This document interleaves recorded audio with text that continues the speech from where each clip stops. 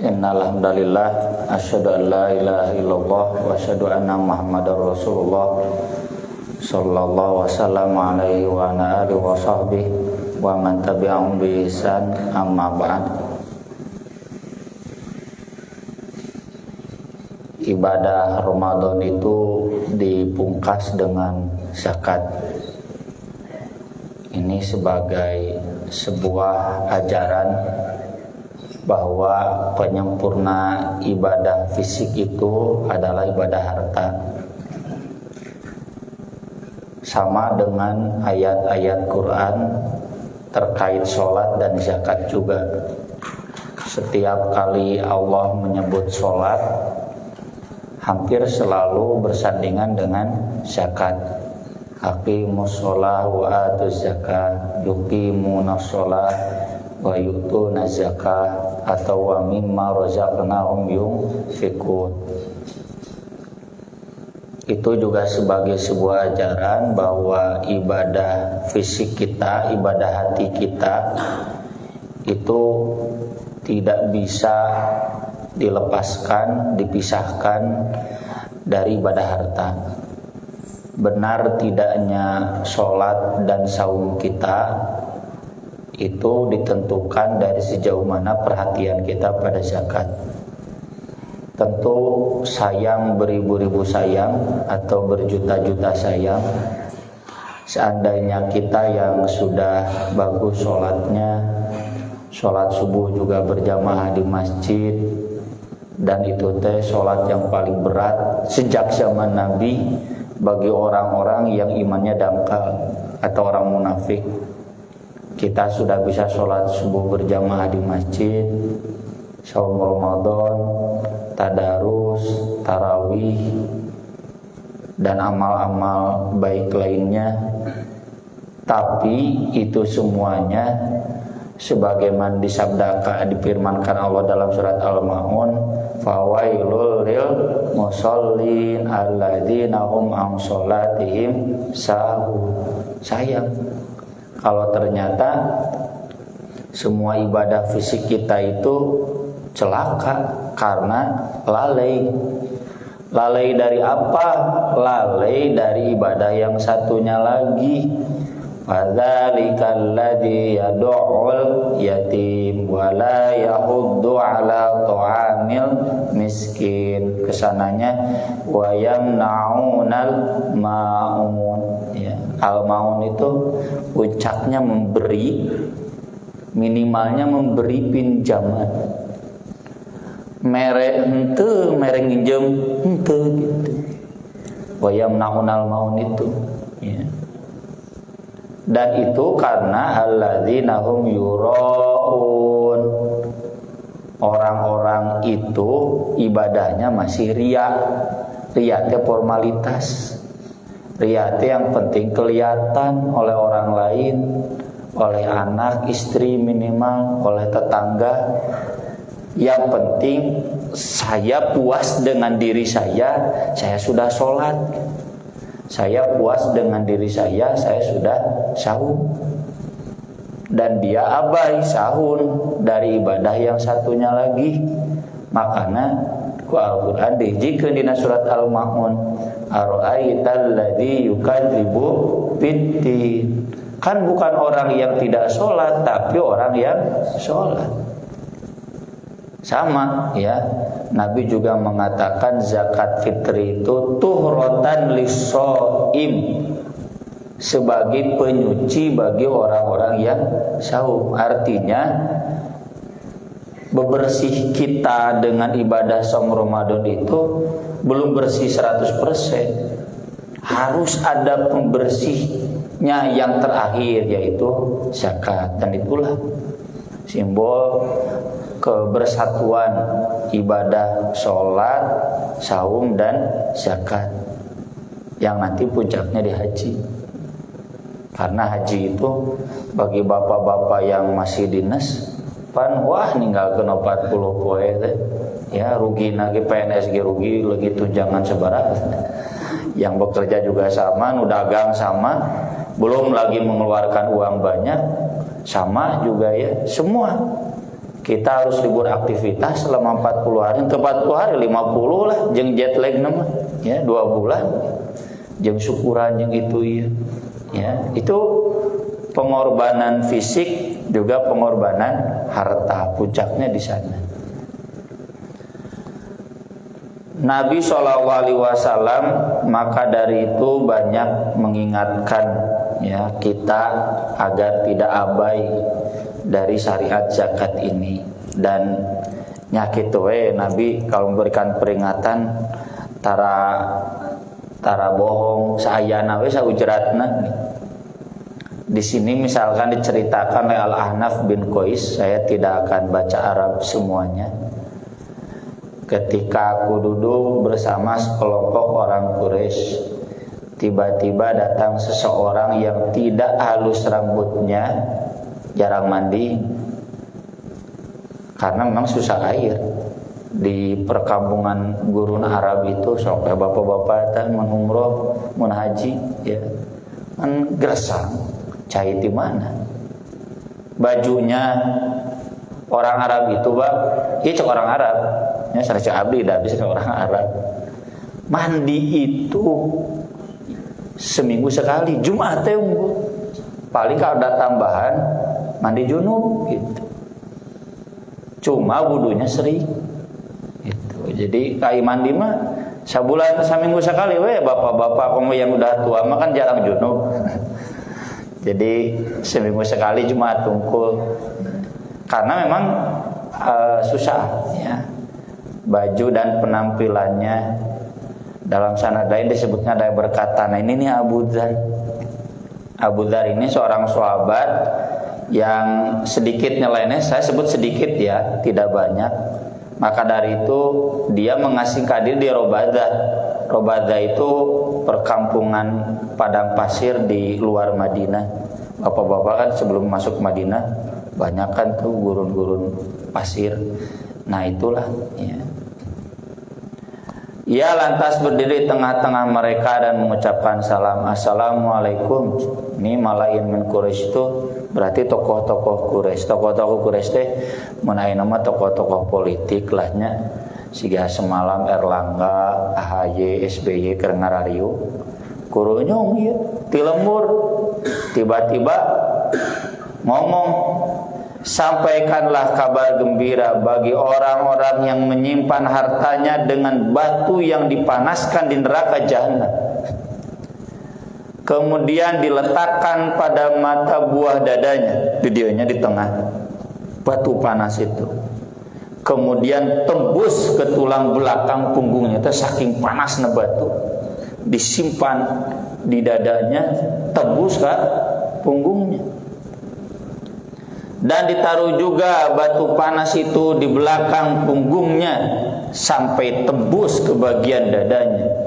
Sambil bergejolak, ngagolak, dikasih batu itu tiba-tiba mendidih badannya. Siapa itu? Orang-orang yang menyimpan hartanya. Atuhnya, wah panas ceuli nu bala leunghar teh. Mendengar pernyataan Abu Dzar itu, ia kemudian pergi dan duduk di dekat tiang masjid. Aku pun, kata Al-Ahnaf, mengikutinya dan duduk di dekatnya. Aku semula tidak tahu siapa orang itu. Aku bertanya kepadanya. Aku lihat orang-orang tidak menyukai fatwa yang Anda kemukakan. Kata Abu Dzar, innahum la yaqiluna syai'an, karena sungguh mereka tidak mengerti. Qala li khalili, kekasihku telah mengajariku demikian. Yang diomongkan Abu Dzar itu bukan dari dia, tapi sabda Nabi sallallahu alaihi wasallam. Aku bertanya, kata Al-Ahnaf, man khaliluk, siapa kekasih Anda? Kata Abu Dzar, an-Nabi sallallahu alaihi wasallam. Nya sahada ya Nabi sallallahu alaihi wasallam. Nabi juga pernah bersabda, ma uhibbu anna li mithlahu din dhahaban unfiqu kullahu illa thalathata dinar. Aku tidak senang memiliki emas sebesar gunung Uhud. Pan gunung Uhud apa gunung Pangbadagna di daerah Masjid Nabawi. Kalau keluar dari gerbang paling selatan, ya, gerbang sebenarnya tilu 5 hiji, tilu 55. Itu kan langsung pemandangannya gunung coklat, badag eta gunung Uhud. Makanya kata Nabi, saya tidak bahagia seandainya saya punya gunung emas tuh sebesar gunung Uhud, lalu saya simpan, melainkan akan saya infakkan semuanya, kecuali disisakan 3 dinar saja. Nabi juga kan butuh, masa nggak punya kebutuhan. 3 dinar itu berapa? 1 dinar kan 4 juta, 12 juta. Jadi kata Abu Dzar, ini orang-orang kaya gak boleh menyimpan harta banyak, cukup 3 dinar saja. Nah ini teh gak jelas apakah per hari hitungannya, ataukah untuk sebulan, ataukah untuk setahun, ya. Kemungkinan yang saya pahami ya standarnya kan 1 bulan, ya. Jadi penting nyakuan 12 juta sebulan aman, sisa nama sumbangkeun we. Kata Abu Dzar, inna haulai la yaqilun inna ma yajma'una dunya. Mereka orang tidak mengerti, mereka hanya menumpuk-numpuk dunia. Ini dulu pernah ya sering kita bahas tema-tema ini. Nabi kan pernah bertanya ke sahabat, kamu lebih cinta harta kamu atau harta saudara kamu? Ya cenah harta saya. Kata Nabi, harta kamu itu yang kamu sedekahkan. Harta yang kamu simpan itu harta saudara kamu.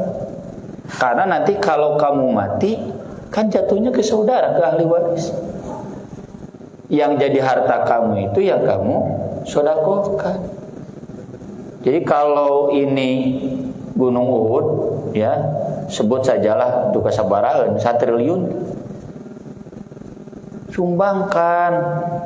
Yang mereskeun pasantren sesakeun we 12 juta 3 dinar saja. Itu yang disumbangkan itu harta kita. Yang 12 juta itu bukan harta kita. Karena kalau kita mati jadi milik orang lain. Atau kita pakai makan kan jadi pindah ke orang lain. Pakai baju pindah ke orang. Itu maksud Nabi.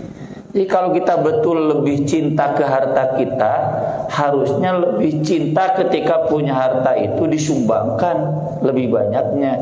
Tapi bukan berarti tenyesakeun, aya we nyesakeun mah. Yang keperluan sehari-hari, buat apa menumpuk harta yang itu tidak akan jadi harta kita. Kalau mati kan buat anak kita, leuh mun kuburak teh disedekahkeun atas nama kita. Lamun teh ya udah lapor. Itu yang dimaksud oleh Abu Dzar, mereka nggak ngerti, lebar loba duit, tapi malah banyak disimpan, harusnya disumbangkan. Cukup saja buat keperluan sehari-hari mah sabar asih, ya. Kan kita juga punya standarnya. Insya Allah 12 juta lagi kamu bapak cekapannya sebulannya. Itu yang dimaksud oleh Abu Dzar. Kemudian dalam riwayat lain masih dari Abu Dzar, ini kenapa dia mengatakan begitu? Aku pernah mendekati Nabi ketika beliau duduk di dekat Ka'bah. Ketika melihatku, beliau bersabda, mereka adalah orang-orang paling rugi demi Rabb Ka'bah.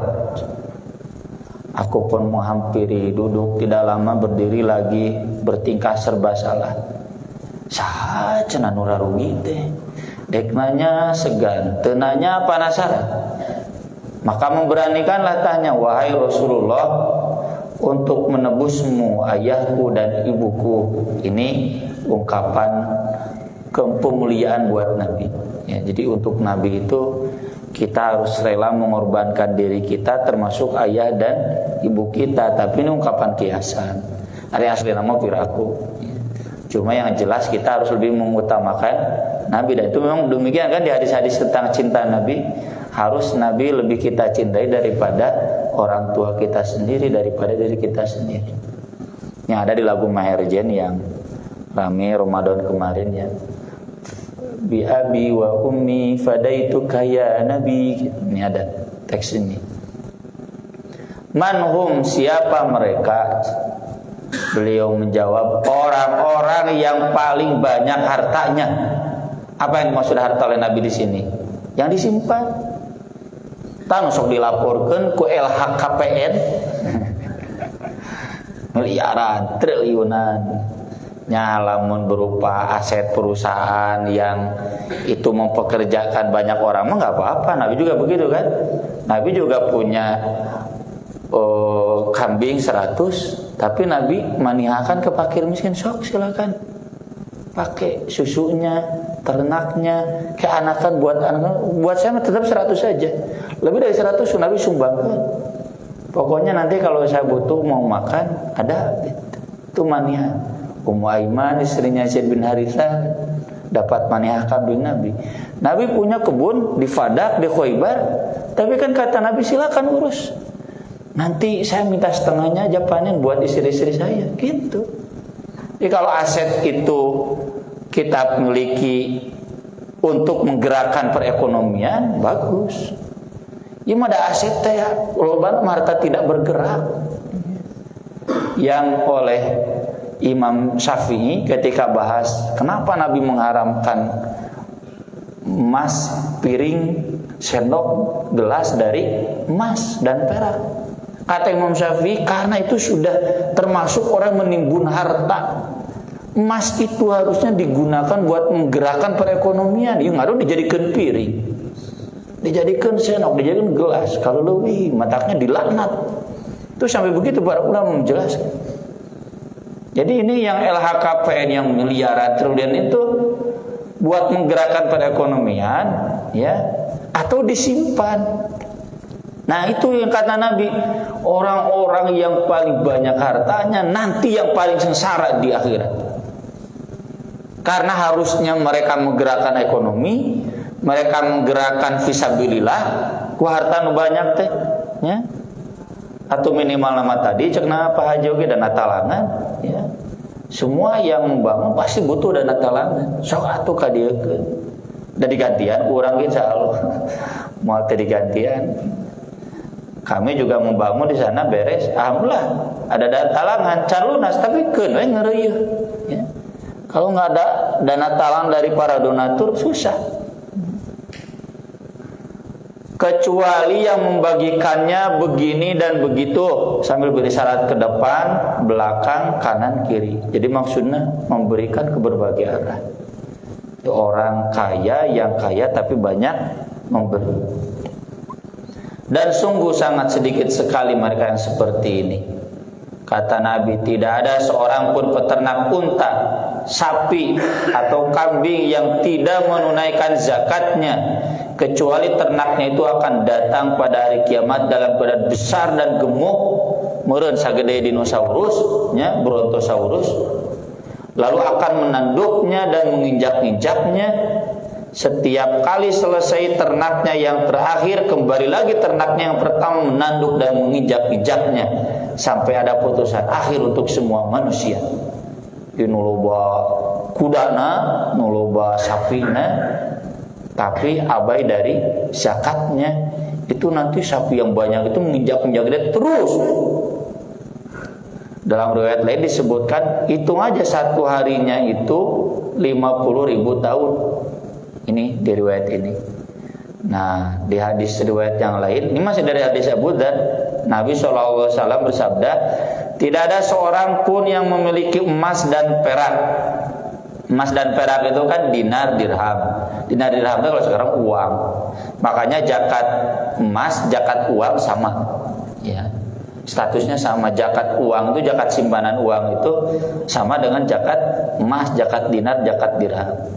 Jadi sebagai perhiasan, simpanan atau penghasilan profesi yang tidak dibayarkan kewajibannya atau zakatnya kecuali pada hari kiamat nanti akan dijadikan lempengan-lempengan besi yang dibakar di neraka jahanam.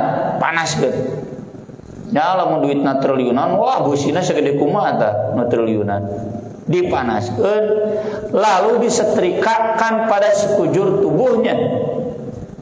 Nanti dibaca ini ayatnya yang di bawah, disetrikakan tuh kumaha setrika baju. Tadi saya sebelum berangkat saya nyetrika dulu baju ini ya. Depan, belakang, pinggir, kerah-kerah setrika.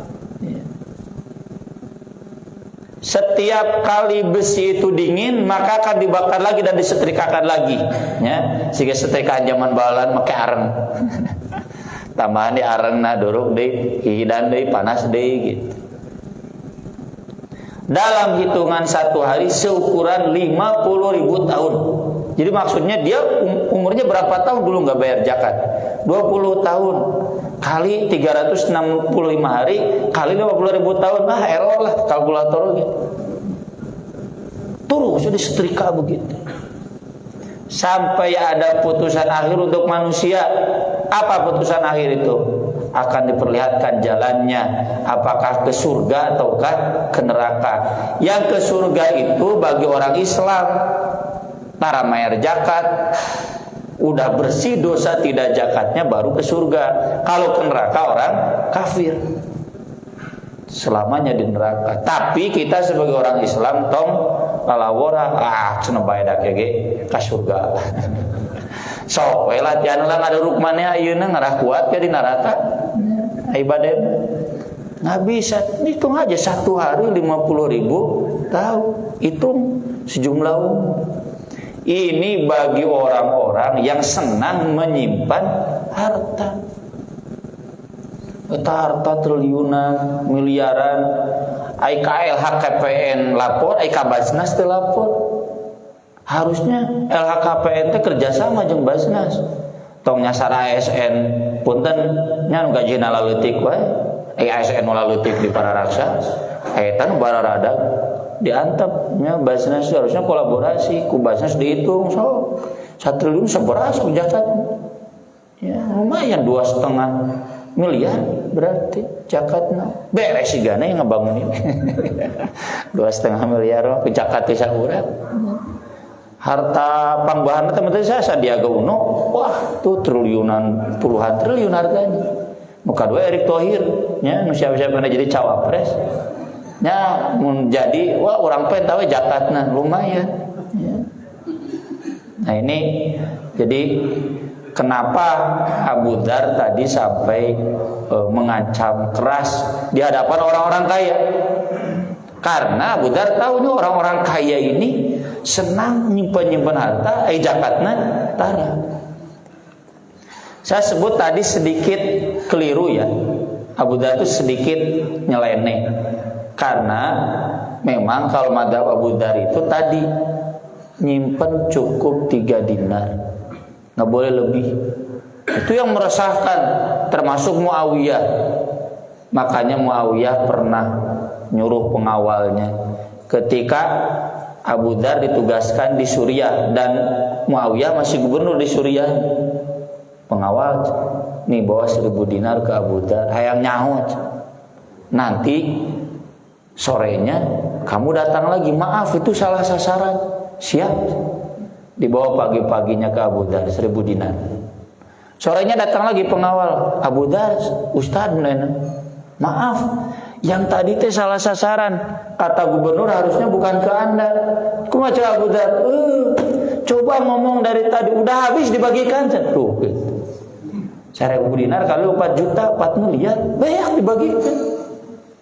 Disesakan 3 dinar saja. Nih. Oh berarti kata Muawiyah dia konsisten dengan pendapatnya. Tapi Muawiyah tersinggung karena Muawiyah orang kaya dan Muawiyah dermawan. Ngan ari nepi ka nyimpan 12 juta mah henteu ya. Banyak hartanya gitu. Dilaporkan ke Utsman bin Affan. Maka dipanggil Abu Dzar dari Suriah datang ke Madinah. Utsman ge da beungar atuh. Ya. Utsman ge kasinggung. Abu Dzar, kenapa kamu berpendapat begitu? Nah, Abu Dzar menyampaikan di sini. Tapi oleh Utsman dikoreksi. Enggak begitu, kata Nabi kan ma'adaita. Ini saya enggak cantumkan di sini karena pinuh we gitunya. ma'addaita zakatahu falaisa bikansin. Selama ditunaikan zakatnya kan 2,5%, ya, maka itu bukan harta haram. Kanzun itu harta yang belum dizakati. Enggak, saya berpendapat ini harus begini. Nabi juga begitu. Memang Nabi begitu hidupnya. Kata Utsman, iya tapi itu bukan wajib, cuma sunat. Aku Abu Dharma diwajibkan. Enggak, harus begitu. Nabi juga begitu. Makanya Abu Dar kemudian memilih mengasingkan diri. Dan Utsman pun mempersilahkan. Mencicing di Madinah, wah tuh panas celik, orang-orang kaya. Akhirat malah nabung di dunia. Nabung di dunia mah tidak mau jadi harta kita. Jadi enggak sepenuhnya nyalain, cuma sedikit. Nah ini ayat Qur'annya yang tadi. Jadi kata Allah, orang menyimpan emas dan perak dan tidak menafkahkannya pada jalan Allah, maka beritahukanlah kepada mereka sisa yang pedih. Pada hari dipanaskan emas perak itu dalam neraka jahanam, lalu dibakar dengannya dahi mereka, lambung, punggung mereka, kabeh pokoknya disetrikakeun. Inilah harta bendamu yang kamu simpan untuk dirimu sendiri, maka rasakanlah sekarang apa yang kamu simpan itu. Ini perdebatan Utsman dan Abu Dar ini ayat ini. Cek Abu Dar, bagaimana dengan ayat itu? Kata Utsman, ini ditujukan buat orang Yahudi dan Kristen. Kan sebelumnya, ya ayyuhalladzina amanu inna katsiran minal ahbar war ruhban la yaquluna amwalan nas bil batil wa yasudduna an sabilillah. Lalu ini walladzina yaknizuna adz-dzahaba wal fiddah. Silakan dicek di surat At-Taubah. Itu kan buat ahbar, buat ruhban, buat para pendeta yang memang di Kristen itu pendeta itu pangbungarna. Karena semua sumbangan jatuhnya ke pendeta. Jadi pangbungarna pendeta. Itu yang dikritik oleh Karl Marx. Jadi Karl Marx teh aya benerna saeutik tapi saeutik pisan. Karl Marx itu mengatakan agama itu racun, candu. Agama melegalkan kesenjangan sosial. Itu karena nu ditinggalina ku Karl Marx gereja-gereja Kristen di Rusia. Karena itu. Bakal ayeuna ge murid-murid Karl Marx karena itu si Stalin, si Lenin. Ayeuna teh saha presiden teh? Nah, Putin, ini inan we. Kawin teu nya, teu kawin, teu percaya kan kawin. Jelema komunis kalau we teu percaya. Komo kan kawin teu percaya. Hartana wah. Tapi rakyatna mah rezeki ninggal Korea Utara. Jadi itu antitesa. Ya, begitulah teori manusia. Nya siga nu keramean we cek barudak mora artis ongko bukti cinta untuk Starla. Ay kenyataan salingkuh nah gitu. Ini manusia itu kalau nggak dipandu dengan agama jadinya dia melakukan apa yang semula dia larang. Nah, makanya di Islam nggak terlalu ekstrem seperti ini. Karl Marx itu ngeritik pendeta-pendeta Kristen di Rusia. Kenapa melegalkan kesenjangan sosial? Harusnya pemerataan kesejahteraan sosial. Tak unggul bener sisa nama. Wah haram jadah Karl Marx teh. Ateis. Kemudian dalam hadis yang lain kata Nabi SAW, siapa yang diberi harta oleh Allah lalu ia tidak menunaikan zakatnya, maka hartanya itu akan dijadikan ular besar bertanduk yang lidahnya bercabang dua, kobra menurutnya atau anaconda itu, dan membelitnya pada hari kiamat. Membelit mana anaconda itu. Kemudian ular tersebut akan mematuk kedua rahangnya sambil berkata, ana maluk, ana kanzuk, akulah hartamu, akulah yang dulu kamu simpan. Kemudian Nabi SAW membacakan ayat di surat Ali Imran yang sayutawwaquna ma baghlu bihi yaumal qiyamah.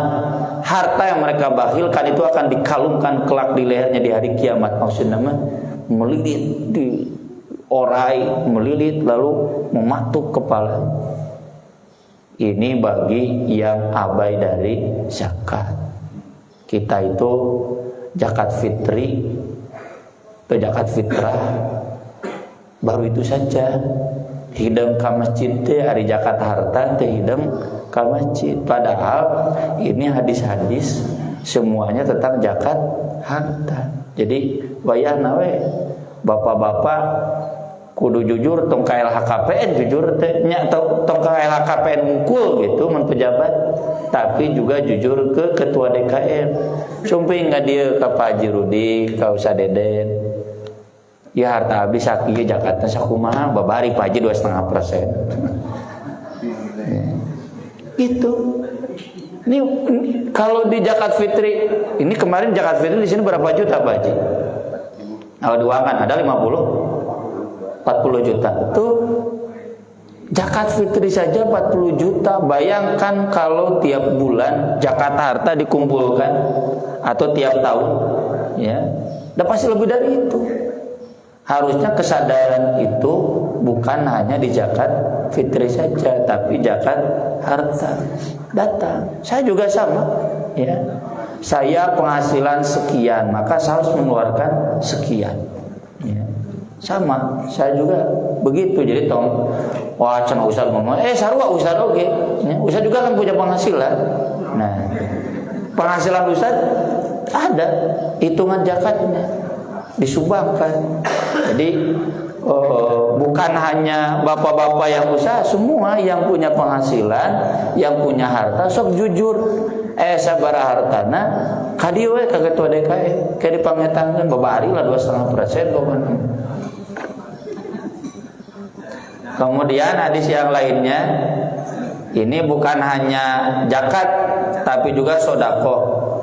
Ma min yaumin yusbihul ibad fi illa malakan yanslan fayaqul aduhuma Allahumma ati munfiqan khalafan wa yaqul al-akhar Allahumma ati mumsikan talafan.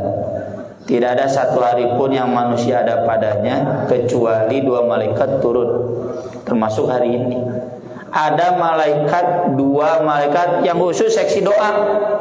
Yang satu berdoa, ya Allah berilah orang yang infak gantinya.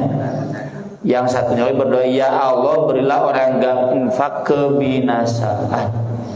Dan ini real, ya. Orang kaya nutara infak ujung-ujungnya cilaka. Eta mah cilaka beunanggu KPK. Tiga wali kota Bandung. Cilakanya dek khotimah, suuluh khotimah. Atawa nah cilaka teh musibah hartanya habis atau gimana ya. Itu kenapa? Karena tara infak, tara sodako, tara zakat. Padahal Nabi mengingatkan mana kosot sodakotun min ma, tidak akan pernah berkurang sodako, tidak akan pernah mengurangi harta ya. Ini kemarin ramai di grup Mubalik ya, tentang amplop buat ustad. Kulataran ngomongnya ustad unggul, ya, ketua DKM-nya sedikit. Jadi diskusinya didominasi oleh ustad. Semula saya memancing ustad teh sok atuh kudu loba sodako. Jadi rubah tema teh kumaha ieu teh rubah nu desina ustad. Tapi beberapa ketua DKM membenarkannya cenah. Sodako ka ustad teh cenah tong kagok sing gede da moal bekas teh tah ieu dalilna. Aya deui gitu. Dasar diskusina ustad jadi pinter gitu. Saya awalnya dengan Ustaz Syarif Lukman mengawali diskusi ini, kita harus menggalakkan sodako termasuk di ustad-ustad. Jadi balik tema teh gitu. Jadi ketua DKM tong sok hese sodako ka ustad teh cenah moal bekas teh cenah gitu. Ieu dalilna mana kosot sodakotun min malit. Paling terlah ustad. Terakhir ini ayat Quran, kalau kita masih ada perasaan takut miskin dari sodako, itu teh setan. Ya, berarti kita masih hidup dengan setan. Setan masih jadi korin, masih jadi teman setia kita. Wa innahum la yasuddunahum 'anis sabil wa yahsabuna annahum muhtadun. Ya, di surat Az-Zukhruf. Kalau setan jadi teman kita, menghalang-halangi kita dari jalan Allah, dan kita mengira kita benar. Di antaranya menakut-nakuti miskin. Asyaiton ya'idukumul faqra wa ya'murukum bil fahsya wallahu ya'idukum maghfiratan minhu wa fadla. Maka dari itu di ayat Qur'annya kan wasari'u ila maghfiratim min rabbikum wa jannah, ya, karena itu kaitannya dengan sedekah kan. Kita harus ingatnya ampunan orang teu loba dosa, surga, bukan takut miskin. Insya Allah mau amal miskin nggak ada dalam sejarahnya orang yang banyak sedekah miskin. Di sini bapak-bapak banyak yang sedekah miskin tuh dan tuh aya deui nambahan.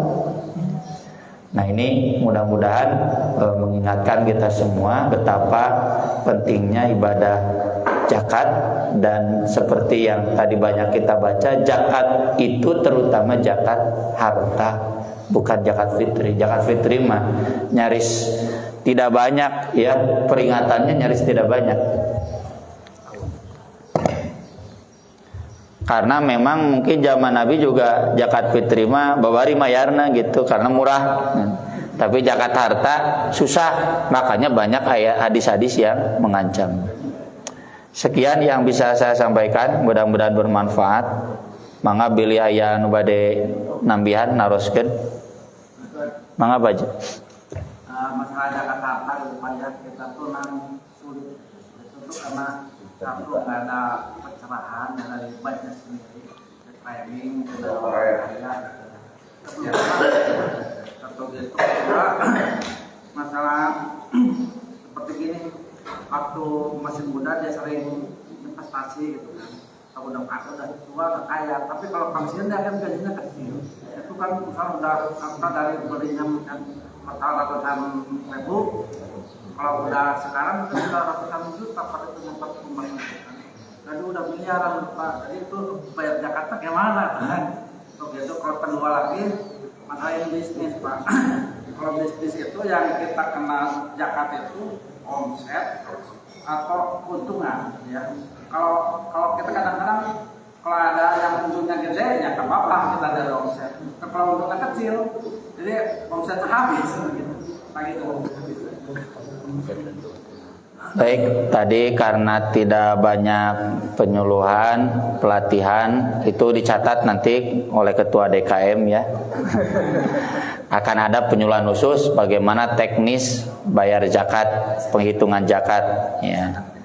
Yang kedua terkait harta tadi, nah ini yang harus jadi prinsip kita. Kita itu sering memikirkan hari tua, hari-hari pasca tua tadi pikiran. Akibatnya ya ini buat hari tua ya menyusut. Karena kurang sodakohnya. Kalau banyak sodakohnya, ini fakta real dan ini kebenaran firman Allah sabda Nabi. Asal rajin sodakoh, nanti sampai tua pun hartanya tidak akan menyusut, stabil. Orang yang sodakoh itu keuntungannya hartanya stabil. Nya ari beung harteng moal lagi pensiun. Tapi stabil, moal menyusut. Karena itu maksudnya gini, kalau dia tuh dia kan udah pensiun gitu ya, terus itu hartanya udah banyak, iya. Bayar zakatnya gimana? Iya, nah itu saya akan satukan pertanyaan ketiga. Jadi bagaimana cara menghitung zakatnya? Zakat harta itu kan wajibnya setahun sekali. Meski boleh dibayar tiap bulan, dicicil, ya, tapi wajibnya setahun sekali. Jadi tiap tahun dihitung harta kita ada berapa. Ya, yang jadi harta kita. Jadi kalau Bapak tanya dagang, kan banyak barang yang bukan milik kita, milik supplier, milik pabriknya, milik agen, jadi milik orang. Jadi hitung yang jadi harta kita, apakah keuntungannya atau barang yang sudah kita miliki. Ya contoh kan toko besi ngajual semen, kan window semen kan ya, semen nama bukan milik toko besi. Misalkan tanah kita tanah iya. Itu penghasilan sedikit, iya. Gitu ya. Jakarta dari tanah itu di Jakarta itu bagaimana? Gitu? Iya, jadi dihitung itu nilainya berapa, diuangkan, lalu nanti dikeluarkan zakatnya 2,5% per tahun. Begitu, ya. Memang ada yang menyebut tanah dan rumah itu tidak terkena zakat. Tapi Syekh Yusuf Qaradawi itu yang ini dianut oleh mayoritas ulama kontemporer, selamatnya semua harta. Jadi kalau di Salafi, di Persis yang begitu nggak masuk zakat, masuknya infak wajib. Infak wajib gimana pemerintah? Jadi pajak nanti masuknya.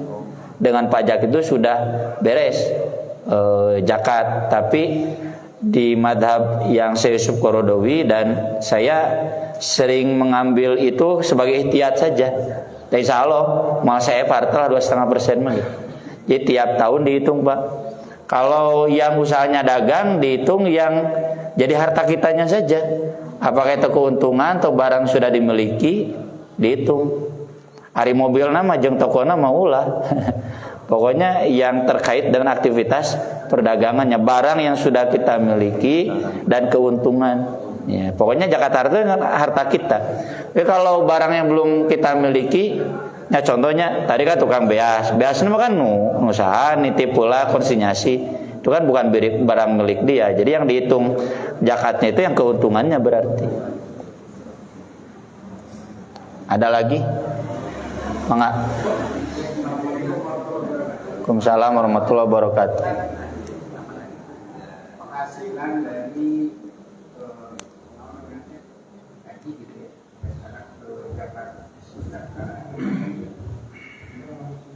penghasilan jangan profesi itu nisabnya sama dengan yang dihitung emas 1 tahun. Jadi kalau dibayar tiap bulan, misalnya saya dapat 1 juta, gitu ya, 2,5% saya keluarkan, terus tiap bulan, nanti hitungan di belakang di akhirnya seperti apa? Ya itu satu. Yang kedua begini, tadi ada menggabungkan gitu ya antara LPHK, LHKPN sama Basnas. Begini, pernah didiskusikan. Kalau ke KPN itu pasti benar, pasti salah hitungnya. Oh gitu. Pasti salah hitungnya. Sebab kalau katakanlah dia punya penghasilan sampai 1 M gitu ya 1 tahun, itu pasti yang sampai ke sana itu mungkin 500 juta atau 200 juta. Sebab kalau dituliskan benar, itu dia pajak besar. Sedangkan untuk ke Basnas itu wajib benar. Ya wajib benar. Sebab kalau salah ya tadi akibatnya kalau ada sisa yang tidak terzakati. Ya oleh karena itu ada kesulitan menyatukan antara gaji antara Basnas itu ada di situ. Gitu ya. Jadi sekarang memang yang menyelamatkan itu adalah ya mungkin beberapa TKN gitu ya. Jujur aja pada TKN bahwa saya punya penghasilan kayak sekian yang bisa dihitung zakatnya dengan benar. Sebab kesana itu pasti nggak benar Pak. Tidak ada yang benar menyetorkan penghasilan dia sebenarnya pada kantor pajak, nggak akan ada yang benar. Tidak akan ada yang benar. Sebab kalau benar dia pasti zakatnya besar pajaknya besar sekali dan dia tidak mau bayar pajak yang besar. Ya, itu saya kira mungkin ini ada persoalan di sini. Dulu pernah ada memang keinginan untuk menyatukan orang sudah bayar zakat itu pajaknya berkurang, tapi itu tidak akan terjadi sampai hari ini karena mungkin pengelolaan zakat atau pengelolaan pajak kan nggak beres gitu ya macam sekarang yang 340 triliun kan nggak jelas gitu ya. Ini akibatnya dari masalah itu. Ya. Ya itu saja. Terima kasih. Assalamualaikum warahmatullahi wabarakatuh. Baik, itu usulan tadi insya Allah ya dibahas oleh capres baru nanti. Kalau Bapak sudah bayar zakat yang per bulan, berarti yang tahunannya udah nggak ada. Iya, jadi nggak double, cukup asal ngitungnya benar saja. Ya. Jadi nggak ada kecuali yang nanti yang tahun ya yang bulan terakhir yang belum dibayar saja. Asal hitungannya kan harta itu sebetulnya mudah ya, dipukul rata dilebihkan dikit gitu. Itu silakan. Jadi boleh dibayarkan diangsur per bulan arah teburating gitu per tahun silakan.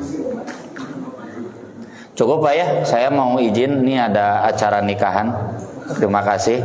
Aku qouli hadza wa astaghfirullah li wa lakum subhanakallahumma bihamdik asyhadu an la ilaha illa anta astaghfiruka wa atubu ilaik. Wassalatu wassalamu ala Rasulillah. Wassalamualaikum warahmatullahi wabarakatuh. Waalaikumsalam.